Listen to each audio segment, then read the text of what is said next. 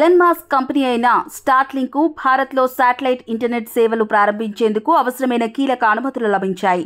Indian National Space Promotion and Authorisation Centre తాజాగా commercial సేవల కోసం అనుమతులను మంజూరు చేసినట్టు రాయిటర్స్ తెలిపింది. 2022 నుంచి కమర్షియల్ లైసెన్స్ కోసం ఎదురుచూస్తున్న స్టార్లింక్ కు చివరికి గ్రీన్ సిగ్నల్ లభించింది. ఇప్పటికే గత నెలల్లో టెలికాం విభాగం నుంచి కూడా అనుమతులు అందుకున్న స్టార్లింక్ కు ఇప్పుడు స్పేస్ ఏజెన్సీ ఆమోదంతో దేశంలో తమ సేవలు ప్రారంభించేదానికి సమతుల్యం చేసుకుంది.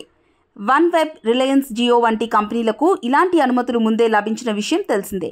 అయితే వాణిజ్య సేవలు అందుబాటులోకి తేవడానికి ఇంకా కొన్ని దశలు మిగిలి ఉన్నాయి.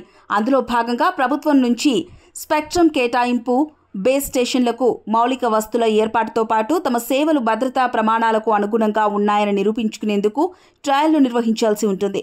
అయితే ఈ ప్రక్రియలు పూర్తయ్యాకే సామాన్య ప్రజలకు స్టార్లింక్ శాటిలైట్ ఇంటర్నెట్ సేవలు అందుబాటులోకి రానున్నాయి.